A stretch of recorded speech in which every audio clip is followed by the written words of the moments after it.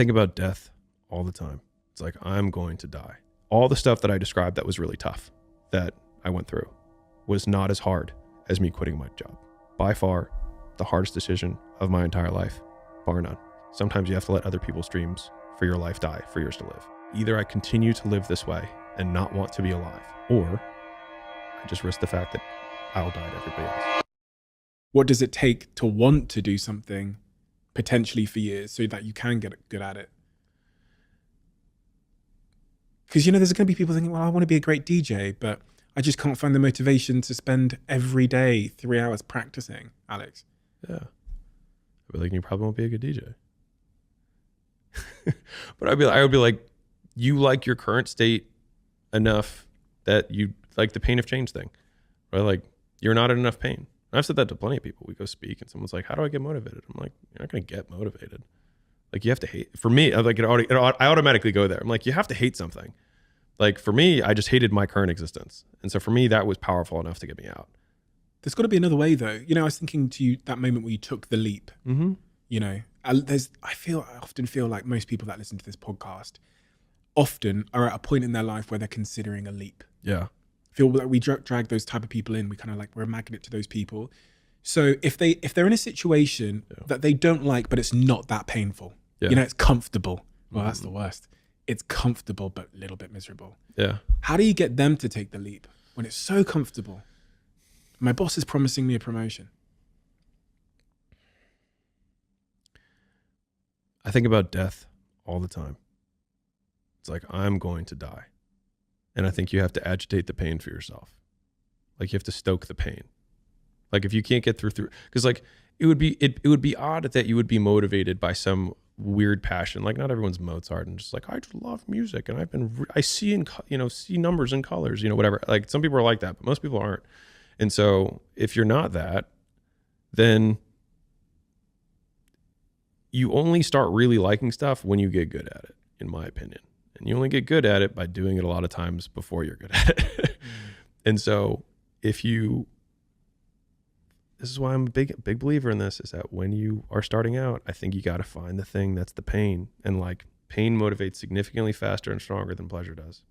Like, people are like, no, passion's the right way. It's like, point a gun at a family member, all of a sudden 10 out of 10 motivation, pain. And so like, I think people should use their pain more.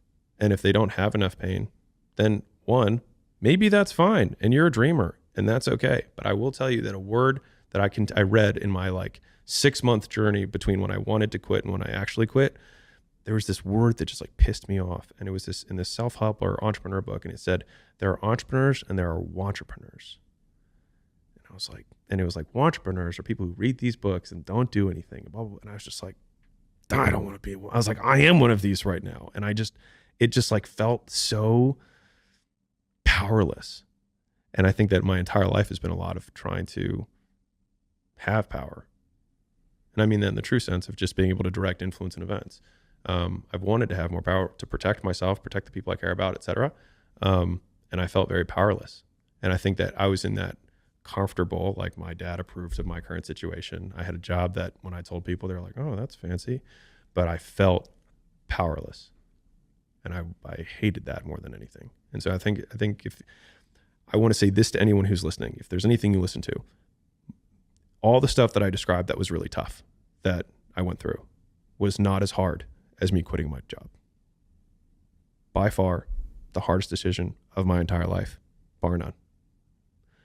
Because the things that I was actually caught up with were the opinions of other people, the opinions of my father and the opinions of the people that I went to school with who I thought would judge me for leaving this good job to probably become a failed gym owner, and how lame that would sound compared to consultant, going to Harvard and blah, blah. Like, I was going to go from peak white collar to a very blue collar, profession making significantly less because I quote loved it. And like, I'll say this again, but like, sometimes you have to let other people's dreams for your life die for yours to live. And for me, it was like when I continued to every day not want to wake up, that was my wake up call, where I was like, either I continue to live this way and not want to be alive, or I just risk the fact that I'll die to everybody else. And I think that like, it was the hardest decision of my entire life. by far. All the hard stuff we went through, still the hardest decision of my life. How much was money on your mind when you made that decision? The desire to be financially free to the point where you had millions. It's weird. Money, Caleb would know this. Money doesn't really motivate me. I would say that, I love the game for sure. But I love playing the game and the tokens are there. But for me, it was beating my dad. You know what I mean? I didn't want him to be right. Like, that's what it was. Like, I didn't want him to be right. I remember, like, I'd be sleeping on the floor. I'd be miserable. I had, when I had my gym and I had no trainers, I was teaching all the classes. And so I'd wake up, I'd do 4 a.m., 5 a.m., 6 a.m., 7, 8 a.m. sessions. And then I would work out for myself. And then I would I'd do all the marketing and the ads and the stuff that I have to do in the middle of the day. And then I would teach the 4 p.m., the 5 p.m., the 6 p.m., the 7 p.m. And then I would do sales consults at 8, 9, 10, 11. And then I would do the billing for all the contracts from 11 to like 12 to 12:30. And then I'd wake up again. And I did that for like 6 months. And like, I started to like lose my mind because I wasn't sleeping. But even during like those times, I would envision going back to Baltimore to my father and knowing that he would give me the false modesty of like, well, I know you tried, don't worry about it. Now let's get you back on this thing. And I knew that from that moment on, he would own me. And I just couldn't do it. I was like, I will do anything but go back to that. And for me, that was I would do anything.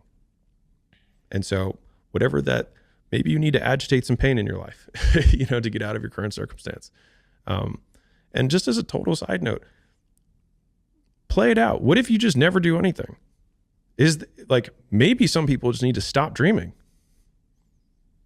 Maybe they need to accept their current reality and actually enjoy it. Because there's a lot of people when they're 70 and 80 and they didn't do their dreams. And if they went back, like, they didn't do anything, but that whole time they were dissatisfied because they didn't try. But what if they were just like, I have a good life. I have a wife who loves me. I've got some kids. I have a job that I don't mind it, pays the bills. I mean, if you go back 500 years, it wasn't people were like, man, this is my passion. He's like, dude, I'm just rowing a boat across a ferry. And that's what I do. And that's what my dad did. And his dad did. Like, this is how we eat.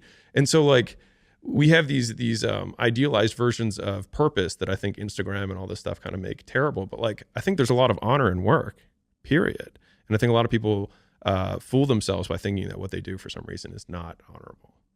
And I think a lot of it is like the internal versus external scorecard of like, I was saying what I said earlier about like, I believe these things to be true about the universe or like the world. But a lot of those are like, what do I believe about myself? Which is like, I can choose to do work in this way, which then I can derive joy from.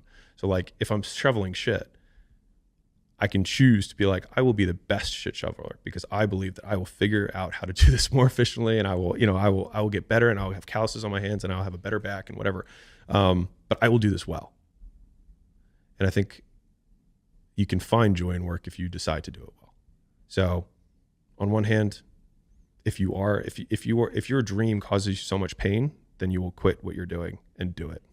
And if it doesn't cause you enough pain that you're not pursuing it, or that you don't like, if you don't feel like you're in a cage right now, then maybe you're not in a cage, and maybe you just need to like the life you have, and that's cool too.